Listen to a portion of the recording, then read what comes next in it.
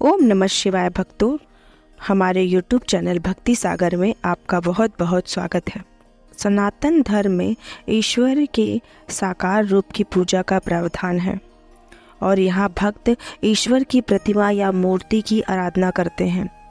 लेकिन प्रयागराज के अलोपी देवी मंदिर की बात करें तो यहाँ मंदिर में बिना मूर्ति के रोज हजारों भक्तों देवी की आराधना करते हैं। ये विचित्र लगता है लेकिन सत्य है।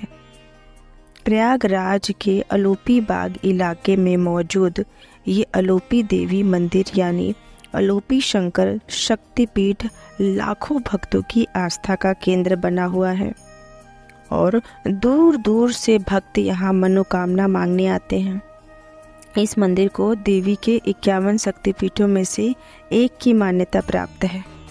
कहा जाता है देवी सती के दाहिने हाथ का पंजा इस स्थान पर कटकर गिरा था और यहाँ एक कुंड में जाकर विलुप्त हो गया था। मंदिर में देवी की मूर्ति की बजाय एक पालने की पूजा होती है जो एक 10 फीट चौड़े कुंड पर लटका हुआ है। भक्त यहाँ मनोकामना मांगते वक्त हाथ पर रक्षा सूत्र बांधते हैं, जिसके बारे में कहा जाता है कि जब तक रक्षा सूत्र बंधा रहेगा माँ उस भक्त की सुरक्षा करती रहेंगी।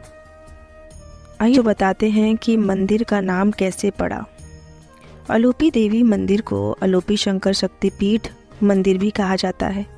मान्यता है कि जब देवी सती अपने पिता दक्ष के घर बिना बुलाए यज्ञ में पहुंच गईं, तो वहां उनका और उनके पति महादेव का अपमान हुआ।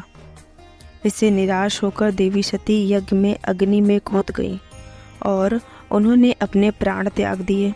शिव ने क्रोधित होकर देवी सती के मृत शरीर को हाथों में लेकर तांडव करना आरंभ कर दिए।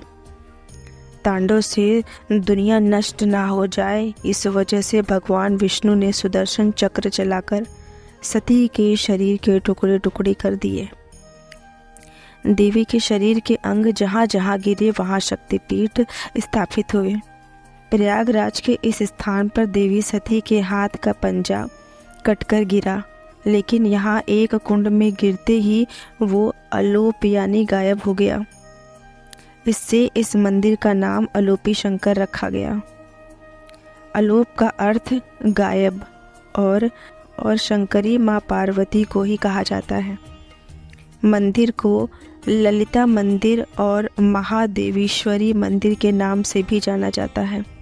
ललिता भी पार्वती माँ का ही नाम है और महादेवेश्वरी का मतलब हुआ महादेव की पत्नी यानी माँ पार्वती। प्रयागराज के जिस इलाके अलोपी बाग में ये शक्तिपीठ मौजूद है उसका नाम भी इसी मंदिर की प्रसिद्धि के नाम पर रखा गया है। ये शक्तिपीठ प्रयागराज के मशहूर संगम तट, जहाँ गंगा यमुना और सरस्वती नदियों का मेल हुआ है, उसके काफ़ी करीब है। प्रयागराज को संगम नगरी और तीर्थराज भी कहा जाता है। प्रयागराज नाम का रामचरितमानस में भी उल्लेख है।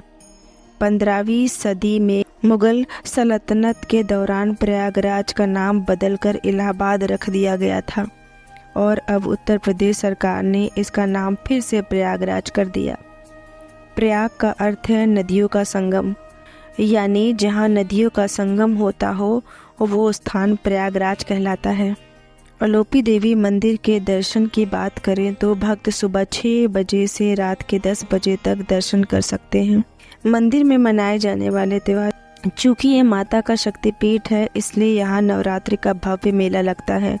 9 दिनों तक माँ के 9 स्वरूपों की पूजा होती है और कई तरह के आयोजन किए जाते हैं। इसके अलावा मंदिर परिसर के बाहर सोमवार और शुक्रवार को भी मेला लगता है, जिसे माता का मेला कहते हैं। आइए भक्तों, आपको बताते हैं मंदिर की खास बातें। मंदिर में किसी मूर्ति के बजाय एक लकड़ी के पालने यानी डोली की पूजा होती है। इस मंदिर को 51 शक्तिपीठों में से एक कहा जाता है। मंदिर प्रांगण के एक कुंड के ऊपर चांदी का प्लेटफॉर्म यानी चबूतरा है, जिस पर पालना लटक रहा है। यहाँ भक्त रक्षा सूत्र बांधकर देवी से सुरक्षा की मनोकामना मांगते हैं।